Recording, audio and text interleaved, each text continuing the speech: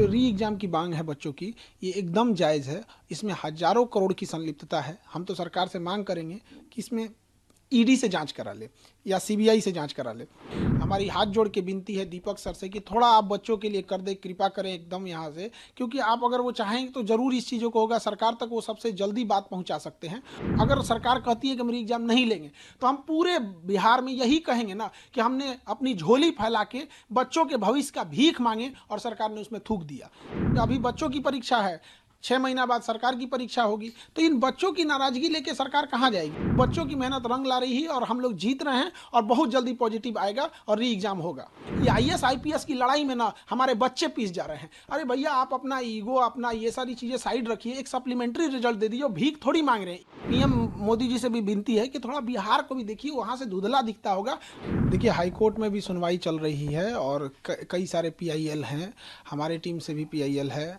और उसमें जो लिस्टिंग वाली चीज़ है, अभी देखिए 34 नंबर पे है, टैकल होता है कि नहीं, कई बार डेट पे डेट आ जाते हैं, तो वो न्यायिक प्रक्रिया है, उस पर हम लोग नहीं कुछ कह सकते हैं।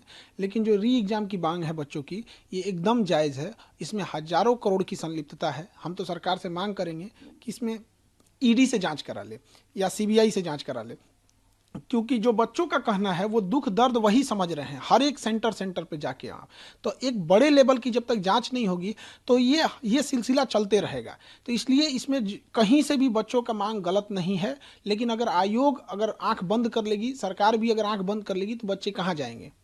लेकिन लगातार बात तो ये सामने आती है ना कि बच्चों को पीछे से फंडिंग होती है। फंडिंग जो लोग कुछ लोग करते हैं या शिक्षक या कहीं से फंडिंग बाहर से भी आती है, तो तभी स्टूडेंट लोग हैं वो आगे भी होते हैं। तो सरकार के पास इस फंडिंग को जांच करने के लिए ईओयू है। वो सेंट्रल की हेल्प लेके ईडी से जांच करा ले, सीबीआई से जांच करा ले। ये तो बात हो गया पल्ला झाड़ने का। फंडिंग हो रही है तो जो कर रहा है उसको वो समझे यहाँ पर। लेकिन जो बच्चों के लिए, जो 4.5 लाख बच्चे हैं जिनके साथ ये अन्याय हुआ है, कम से कम उनको तो न्याय दिला दे। क्या लगता है कि जो री एग्जाम की मांग है उसको लेकर तो फिर बाधा बीच में फिर बन कौन रहा है? देखिए, इसमें कई तरह की चीज़ें हो गई यहाँ पर, लेकिन हम इतना ज़रूर कहेंगे कि हमारी हाथ जोड़ के विनती है दीपक सर से कि थोड़ा आप बच्चों के लिए कर दे, कृपा करें एकदम यहाँ से, क्योंकि आप अगर वो चाहेंगे तो ज़रूर इस चीज़ों को होगा। सरकार तक वो सबसे जल्दी बात पहुँचा सकते हैं और वो कोऑर्डिनेट भी अच्छे से कर सकते हैं।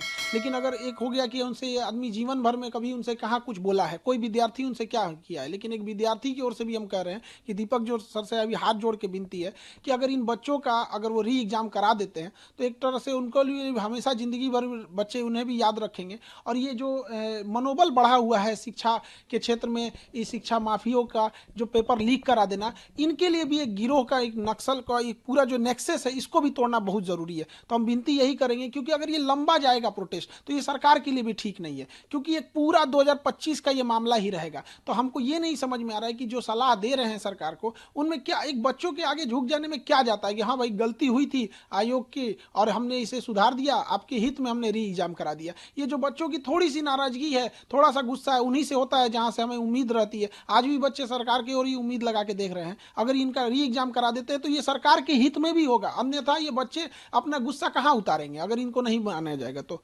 ये चुनावी साल भी है, तो कब आगे की स्ट्रेटेजी क्या हो गया? देखिए, अब ये तो बच्चे इतनी बड़ी संख्या में जो इनके साथ अन्याय हुआ है, अब ये बच्चे लाखों की संख्या में धरना देने जा रहे हैं। अब इन बच्चों का कोई राजनीतिक लाभ उठाएगा तो इसमें क्या, ये बच्चे क्या करेंगे? किसी को थोड़े भगाएंगे सब यहाँ तो। लेकिन अब राजनीतिक लोगों से भी या बच्चों से भी कहते हैं कि ये आंदोलन शुद्ध रूप से बच्चों का था। विद्यार्थियों लोगों से भी कहते हैं कि शुद्ध रूप से ये विद्यार्थी का ही आंदोलन होना चाहिए, तभी जाके हम लोग की सफलता मिलेगी। क्योंकि डायरेक्ट जो अगर देखेंगे स्टेक होल्डर तो बच्चे हैं, इनडायरेक्टली हम लोग हैं, क्योंकि हम लोग उन्हें पढ़ाते हैं। उनके साथ अन्याय होता है तो हम लोग उनकी आवाज़ बन के एक संगठित कर देते हैं, लेकिन इसका डायरेक्ट स्टेक होल्डर वो बच्चे ही हैं।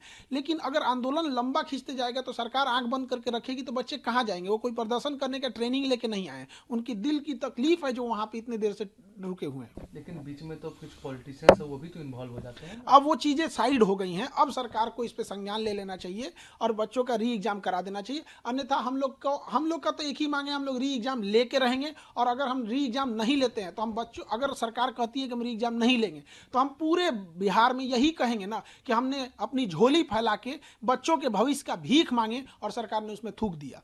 यही कहेंगे हम, अगर नहीं री एग्जाम होगा तो। आयोग है, अब सरकार नहीं मानती तो अब आगे आप लोग?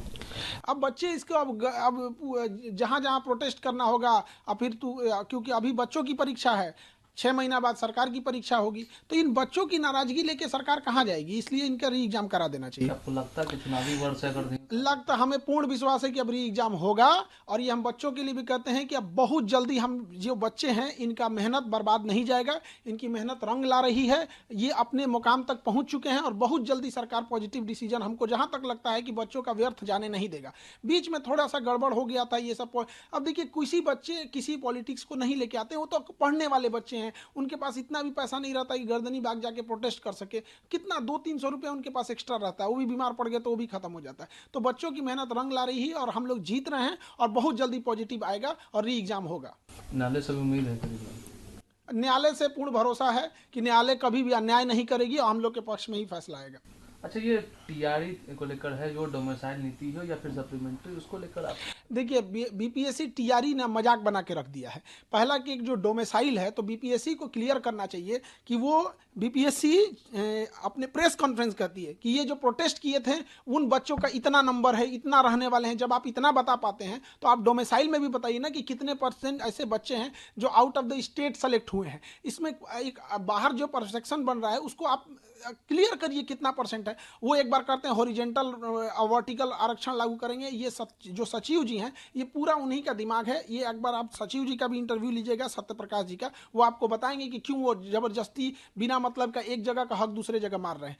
है प्रतिभा है, उसका कुछ कोटा है, वो सारे राज्य देते हैं, वैसे सबको करना चाहिए जैसे सारे राज्य करते हैं, वैसे हम लोग को भी करना चाहिए। दूसरा, बच्चों का तकलीफ कौन समझेगा? बीपीएससी टीआरई वालों का। उनका सप्लीमेंट्री रिजल्ट बीपीएससी रेडी है जाने के लिए, पता नहीं क्यों शिक्षा मंत्री किसके दबाव में आकर ये नहीं दे रहे हैं। अब शिक्षा मंत्री और एसीएस, ये दोनों लगे, एसीएस हमारे आईएएस में टॉप हैं और हमारे शिक्षा मंत्री आईपीएस में टॉप है। ये आईएएस आईपीएस की लड़ाई में ना हमारे बच्चे पीस जा रहे हैं। अरे भैया, आप अपना ईगो, अपना ये सारी चीजें साइड रखिए, एक सप्लीमेंट्री रिजल्ट दे दीजिए। भीख थोड़ी मांग रहे हैं। एक बच्चे का सपोज कीजिए कि अगर उसका 6 to 8 में हुआ है, किसी का 9 to 10 में हुआ है या 11th में हुआ है, तो 2 जगह अगर उसका रिजल्ट हो गया है तो किसी एक जगह ही ज्वाइनिंग करेगा, एक को छोड़ेगा तो सीटवा को जो पीछे है उसको सप्लीमेंट्री देने में क्या जाता है? ऐसी ऐसी लड़कियां हैं जिनके माँ बाप इस बार उसकी शादी ब्याह करा देंगे, उनका हमेशा के लिए सपना चकनाचूर हो जाएगा और उन लड़कियों को जीना बड़ा मुश्किल हो जाएगा, क्योंकि उन्होंने पढ़ाई को देख लिया, वो स्टैंडर्ड ऑफ माइंड देख लिया है। तब उसको आप जंगल में से शेर को ले आकर फिर सर्कस में रखेंगे तो टेंशन से मर जाएगा बेचारा।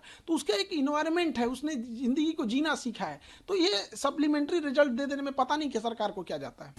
अच्छा, ये अंतिम सवाल है, ये पीएम है वो परीक्षा पर चर्चा कर रहे हैं उसको लेकर? देखिए, पीएम हमारी परीक्षा पर चर्चा कर रहे हैं, ये उनका बहुत सराहनीय प्रश्न है। लेकिन पीएम साहब बैठते हैं दिल्ली में और वहां से हमारा बिहार बड़ा धुंधला दिखता है। हम परीक्षा पे चर्चा करके और परीक्षा देके क्या करेंगे कि यहाँ सीटें बेच दिया जाए, परीक्षा ही में ही धांधली करा दिया जाए। हम लोग तो कह रहे हैं कि भैया री एग्जाम ले लो। तो पीएम मोदी जी से भी विनती है कि थोड़ा बिहार को भी देखिए, वहां से धुंधला दिखता होगा, अपने ही जांच करा लीजिए। यदि हम कह रहे हैं कि जांच अगर बड़े लेवल की जांच करेगी, सीबीआई, ईडी, अगर इस सब बड़े लेवल की जांच होगी तो जरूर इस चीज का पूरा भंडा फूट जाएगा और एक पूरा नेक्सस सामने बाहर आ जाएगा कि कौन इसमें संलिप्त है। जो भी विद्यार्थी है, जो भी शिक्षक है, अब वो हम सबको पता है कि इसमें धांधली हुई है। तभी हम लोग इतने बुलंद आवाज में कहते हैं सीबीआई जांच करो, वरना कोई कहे कि जो लोग संलिप्त हैं या सरकार से ही कहते हैं कि आप क्यों इस चीज को एक ईगो पे लेके बैठे हैं। बच्चे हैं, आप ही के बच्चे हैं यहाँ, तो मान लीजिए इस चीज को री एग्जाम करा लीजिए, उन्हीं के लिए अच्छा रहेगा ये चीज।